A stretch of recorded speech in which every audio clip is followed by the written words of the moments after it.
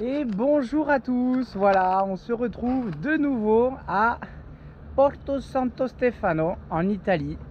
La tempête est passée et du coup on va partir aujourd'hui pour une nouvelle navigation. On salue une dernière fois la Madonnina qui a veillé sur nous durant la tempête, hein, on voyait un peu les restants des rafales.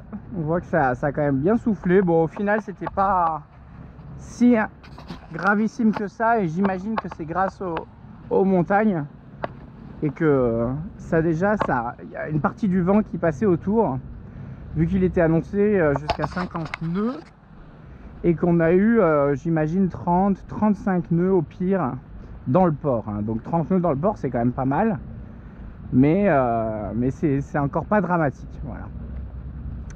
Écoutez, regardez un petit peu cet endroit, comme il est mignon, comme il est beau. J'ai beaucoup de choses à vous dire sur cet endroit, donc on aura le temps en mer, je pense, de revenir un petit peu sur l'ambiance générale qui règne dans les ports en Italie, etc. Peut-être un ressenti à chaud. Et puis voilà, il reste plus que nous, hein. Tous les voisins sont partis, tous les voisins qui étaient en avarie. Le gros bateau magnifique que vous aviez vu qui était à l'entrée là-bas, il avait son petit problème de frigo, j'imagine que c'est réparé. Mon voisin, il avait plein de soucis avec son safran, sa quille, etc. Et puis il est parti hier. Et il reste plus que nous, voilà. Donc on va partir aujourd'hui. Aujourd'hui, pourquoi? Bah, comme vous le voyez, il n'y a pas un pet de vent.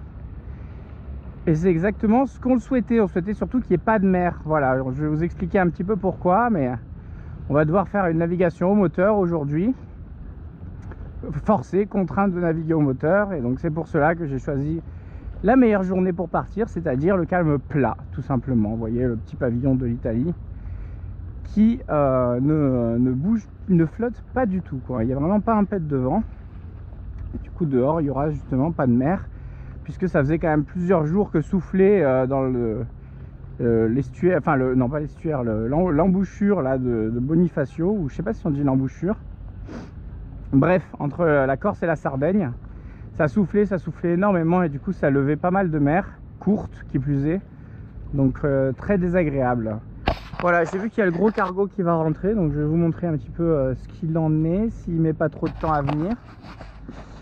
En tout cas voilà pour Saori en parfait état, hein, complètement préservée. Ça a quand même bien tiré dans les taquets, hein. Donc là il y a énormément d'amarres en moins.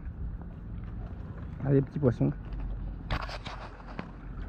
Vous les voyez tous? Je sais pas si vous les voyez tous, mais il y en a un paquet.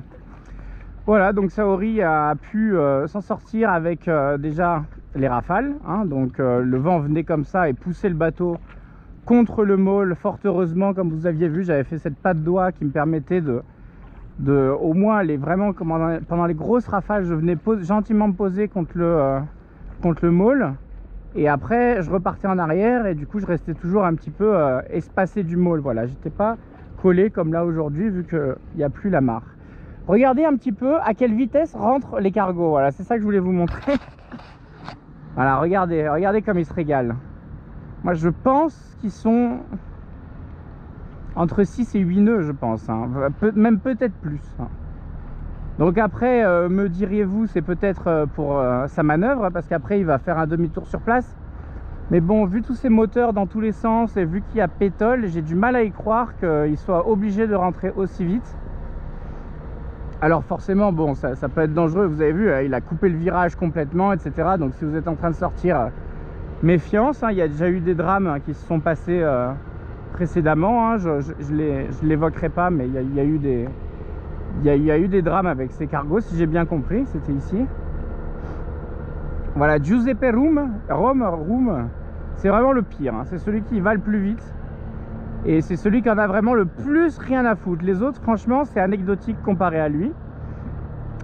Et du coup, bah, et sachant qu'il doit faire sa manœuvre au moins, je sais pas, 5-10 fois par jour, c'est vraiment infernal, quoi.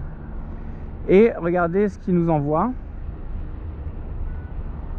Et donc forcément, méfiance au niveau de vos défenses. De toute façon, ici c'est un môle qui est réservé pour les avaries, donc du coup vous n'avez pas grand chose à y faire ici. Mais voyez un petit peu l'ambiance quoi. Quand vous êtes dans le bateau là, je vous montre un peu.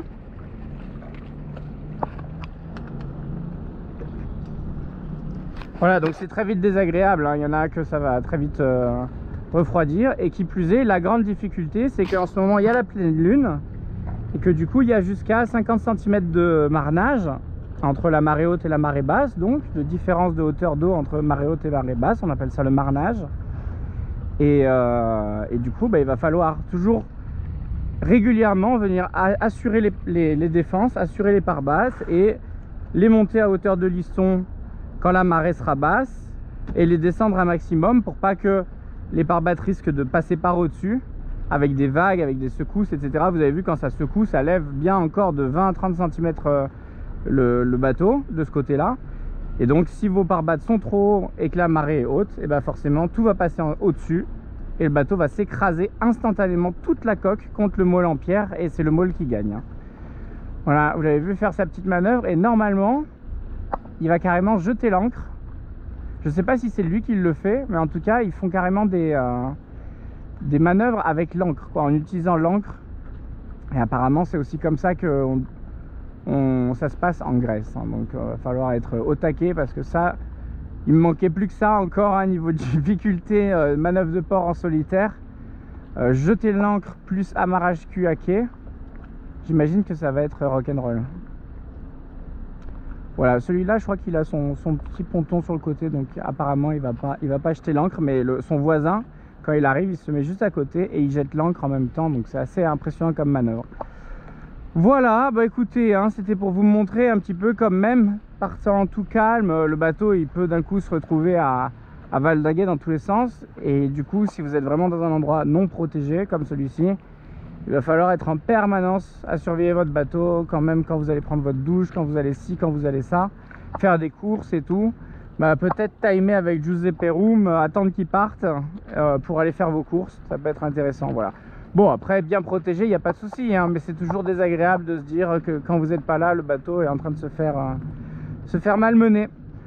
Voilà, bon écoutez, sur ce, moi je vais faire mon dernier petit tour dans la ville, profiter un petit peu, et juste après on va partir direction Civitavecchia, et puis on aura le temps de rediscuter du pourquoi déjà on part au moteur, de un peu ce qui s'est passé avec ce fameux moteur au final, et puis également du coin quoi. Voilà, du coin magnifique et très très accueillant, très chaleureux, qui est Porto Santo Stefano. Voilà, ils ont été tous adorables, hein. Donc on aura le temps d'en reparler. Voilà, je vous embrasse et je vous retrouve tout de suite. On va démarrer le bateau, on croise les doigts que ça démarre et on part directement en mer. Bye bye, ciao ciao.